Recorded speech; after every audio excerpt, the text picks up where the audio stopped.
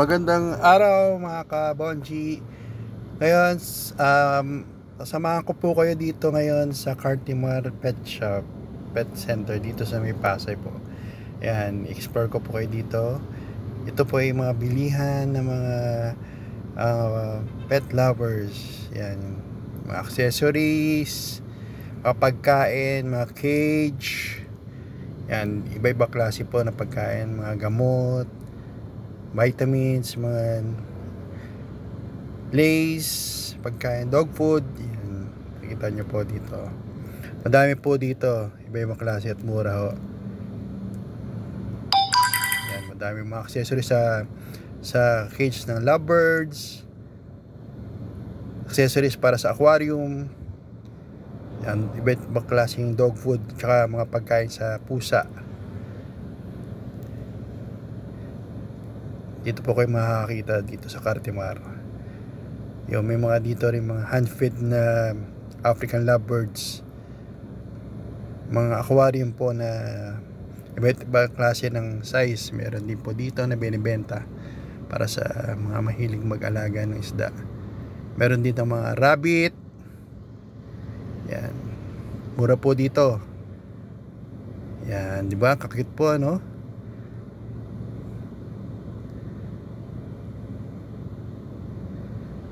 Yan, ito iba-ibang klase naman po na parakit. Mura po dito ang pares.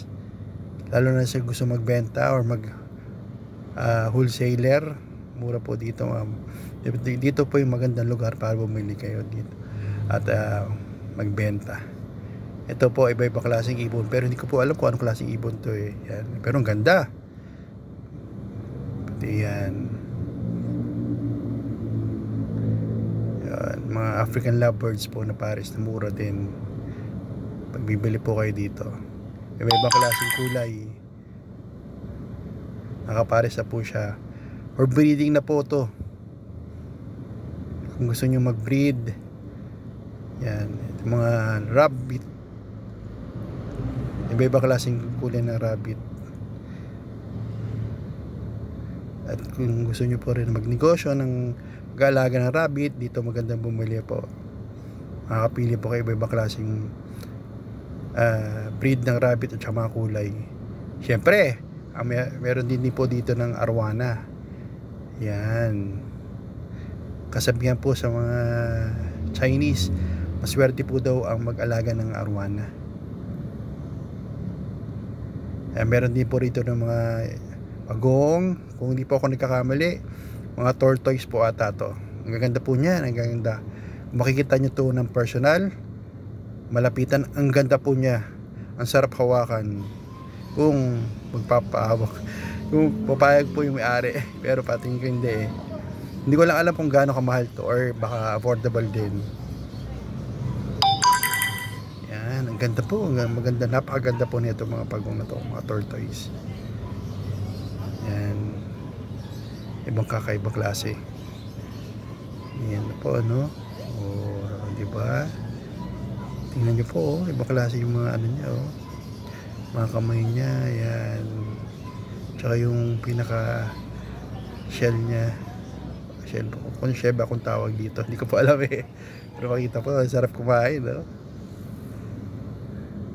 Ayan, mga bata pa, mga malilit pa.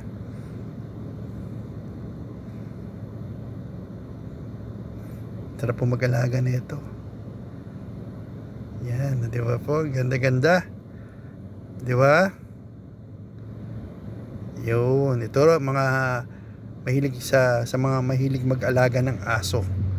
Madami rin po dito, mga tuta pa. Yan. Yan, mga Shih Tzu. Yan. Meron din po mga pusa. May mga breed na pusa. Di ba po? Ayan. Di ba ang ganda, oh?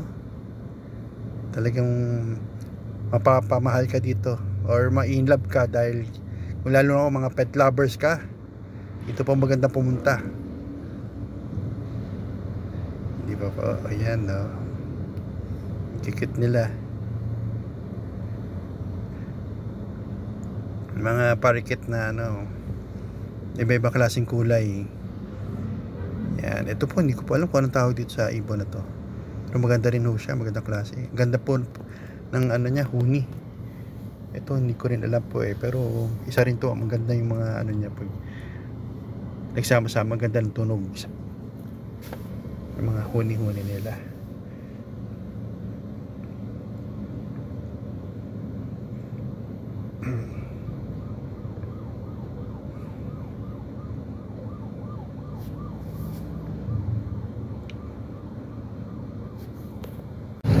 Ito po yung mga ano na pwede na pong i-hand feed, yung mga pwede na i-train, yung mga mahilig mag-train ng mga ibon.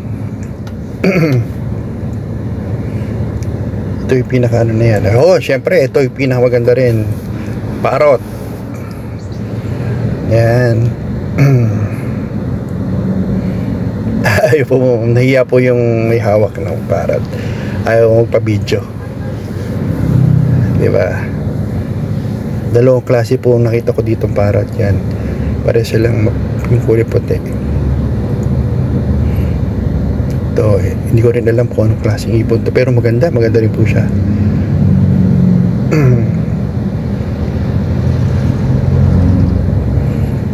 Punta po kayo dito sa Cartimor, madami po yung mga klase ng mga pet na pwedeng alagaan dito po, madami dito.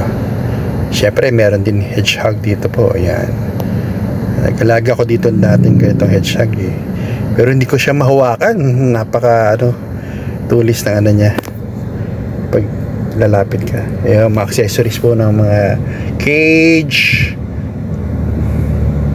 sa mga aquarium, yan, mga design sa aquarium. Yan, ganda po yan dito.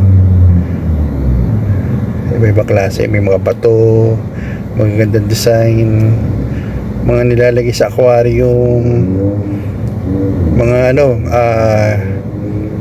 betta fish to, iba-iba klase betta fish. Yan, ganda po niya, no? Masarap din, maganda rin po mag-alaga ng betta fish, hindi masyado maselan. Hindi nilalagyan aquarium ay ng aeration. Yun, isa pang klase ng arwana. Yan, meron itong mga cage na iba-iba klase tsaka mga accessories. Yan, madami pa rito yung mga pagkain ng hayop. Itong mga aso po, di ba po? Yan, ang ganda pero din po mga papeles yun, yung mga aso yun. Syempre meron itong mga iba't ibang klaseng goldfish. Goldfish, isa sa mga sinasabing nagdadala ng swerte sa bahay at sa negosyo. Ito, pag meron ka daw na ito, malapit ang swerte sa negosyo, sa anumang negosyo, at saka syempre sa mga pamumuhay sa bahay.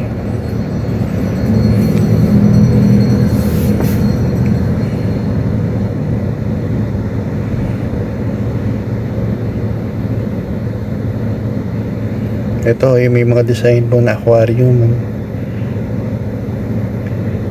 Hindi ko lang po alam kung tama po ang tawag dito, terrarium. Pwede ako lang po ako kung tama, mali po ako, i-correct nyo na lang po, pero parang terrarium po ang tawag dito, hindi po ba? Ganda, no? Ganda niya, may mga landscape pa. Talaga maaliw po kayo dito sa Cartimor. Yan. Diba, naka-landscape pa yung mga aquarium dito.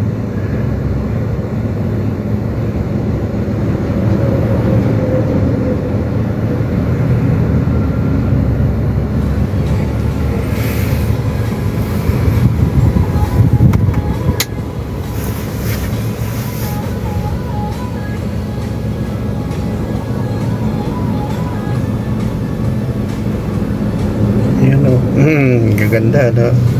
Siguro napaka-selan po ang paggagawa nito, landscape nito sa aquarium na to. Yan. Isa nga po pala, kung bago lang po kayo dito sa channel ko, sana subscribe po kayo at hit ko po yung notification para mag-updated po kayo palagi. Maraming po salamat sa pagsubaybay sa Boji TV. Yan. Salamat po.